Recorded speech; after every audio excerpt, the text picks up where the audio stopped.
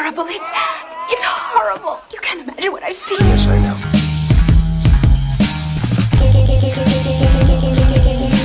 Why don't we face it? There's no place for us to go. Bringing death and destruction. They're all around us, butchering everyone. Sooner or later, we too will be killed. Toxic chemicals go into your bloodstream and travel to every part of your body. That's why this smoker has gangs. Check, they call me Doc No, with the rotten flow, the unstoppable, lock and load, throw my cock to holes like an animal.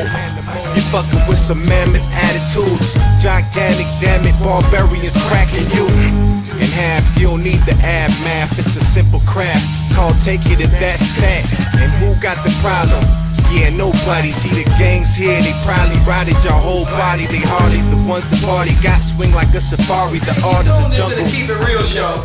I'm your host Tay Love, and I'm sitting right here with Cincinnati's own Biz. Y'all know what it is. He been pumping through the city. I know you've seen him on Facebook. I know you've been doing your research, but he's right here in your face right now. Good, man. He's got the jewels on. He ain't perfect for nothing. Hey, he's got the album out right here. Don't you got your album release party coming out? Yeah, album release party, August 21st. Mr. Nobody's 4529 Brown Street. Doors open at 9, you know what I'm saying? Show gonna start at 10:30. Admission only $7 until 10:30, you know what I'm saying? Until 10 o'clock. And the event's gonna be televised, so you know what I'm saying? It's going down. Right. I see you guys on all kinds of different networks and all the work that you're doing all around the city, man. So a lot of people that haven't heard about you, why don't you give them a little introduction? Tell them a little bit about who you are and what it is you do. Well, born and raised Cincinnati, Ohio artist, you know what I'm saying? I lived in Kennedy Heights mostly all my life, but I took some time out and I did live downtown and Avondale a little bit, you know what I'm saying? But I've been Kennedy Heights born and raised and bred and everything like that. I'm signed to 3 organizations right now, including my own, which is Wild Boys Records. I'm signed to Brandley Boy Records, and I'm also part of I Told You So Productions by way of Cliff Fennell and my DJ, DJ Dynamite, and still going strong. Yeah, and then Cliff Fennell always doing some big things in the city, always moving and shaking in the right direction, man. I told you so. so we always keeping it popping, man. So what's been going on? Why don't you tell us a little bit about what's been going on with you, man? You got the mixtape out. What? Oh no, we ain't doing mixtape. Is this the album? That is the album. Oh, this is the pressed up album. Oh yeah. Okay, now is this your first album or? This is actually my second album. Second album. What was the name of your first album? My first album was called Respect It and Check It. Had 13 tracks of, you know what I'm saying, real life and, you know, past experience between me and my homeboys and, you know, things we had to go through, things like that. And, you know what I'm saying, we was maintaining. And this album is a little bit more structured. It's a little bit different now. We got a whole lot more organizations that's involved, including the 411 and I Told You So. And, you know, I was really independent all the way through on the first one, and this one I got, you know, a whole lot more leeway, and we're doing a whole lot more big things, you know what I'm saying? Right, and I can tell that you guys are doing big things. You got the thick CD, not the little play CDs. Really out here trying to get this money and really trying to do these big things, man. Oh yeah. So who all have you worked with, man?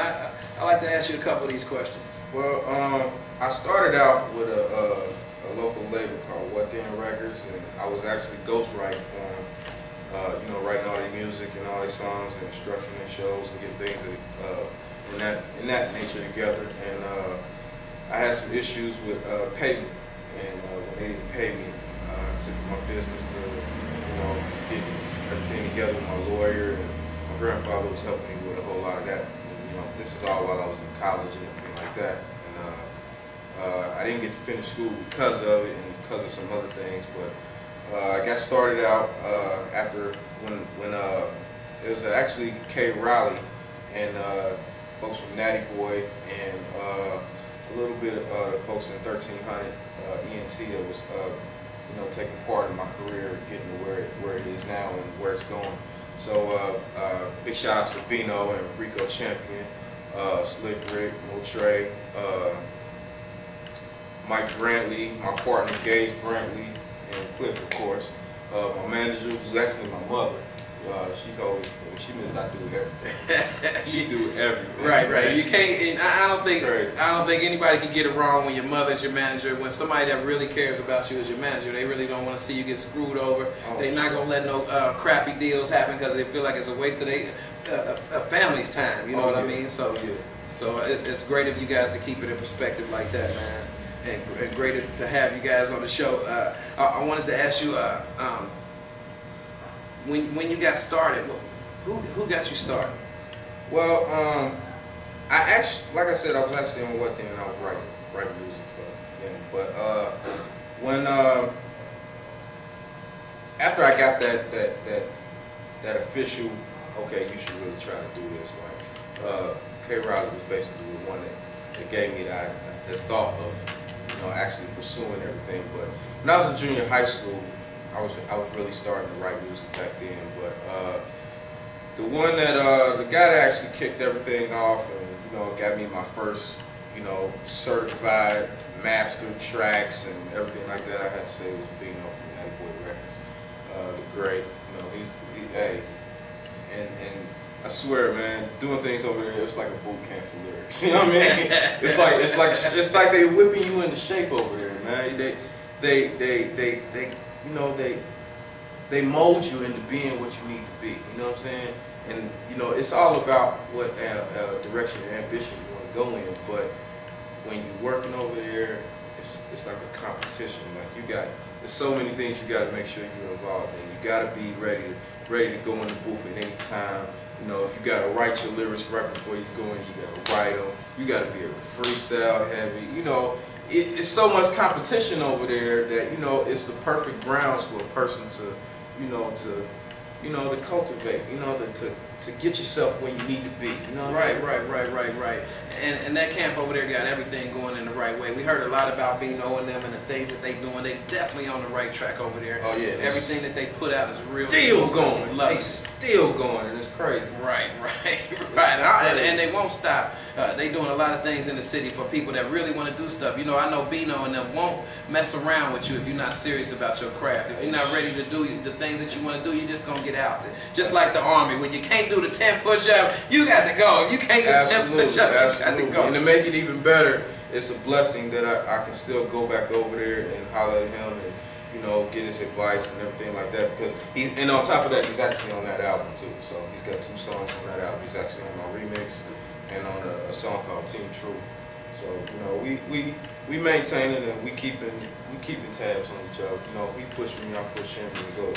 It goes down. Right. And you guys are on the right track, working together. Still working with some of the ties that you had in the past. Still keeping them in your life, because that's how you climb up the ladder and moving forward. Absolutely. I wanted to ask you something about the ghostwriting for people, man. Is it a lot of people in the city that use the ghostwriting? Because I think it's a key tool on how to make a hit. If somebody's wrote a hit and you can perform it, because a lot of people say, well, I won't ghostwrite, or I don't want to ghostwrite, or this. My intentions of doing it was about making money. There's a lot of people that I was writing for people for money, but as far as the person that's purchasing, I got a little problem with folks that like to, that's where the whole, fictional rap takes place. You know what I'm saying? Right. There's a lot of perkiness going on. And, me, Engage, and Cliff, and Dynamite, and Bino, we specialize in making sure that everything we doing is completely 1 million. You know what I'm saying? It's a lot of people that say they want 100, but you know what I'm saying? I've made thousands, so you know what I'm saying? I'm 900 of them. You know what I mean? There's a lot of people that say they're 1,000%, but I'm chasing the million, so I'm keeping everything 1 million. You know what I'm saying? I want my millions, and I won't stop until I see them. And on top of that, when you're doing things like purchasing lyrics from folks and things like that, there's no telling what your story will come out like. Right. And eventually, it's like everybody say, when you're doing this, you can have this act, and you can have this whole genre and this whole thing about yourself painted like a picture, but eventually you're gonna get exposed. It's like having a curtain in front of you changing clothes. You're gonna get exposed. Somebody gonna see you. Right, right. You know what I'm saying? You got the butt pads in, ladies. You got the butt pads. You got your stomach in a girdle. You got your chest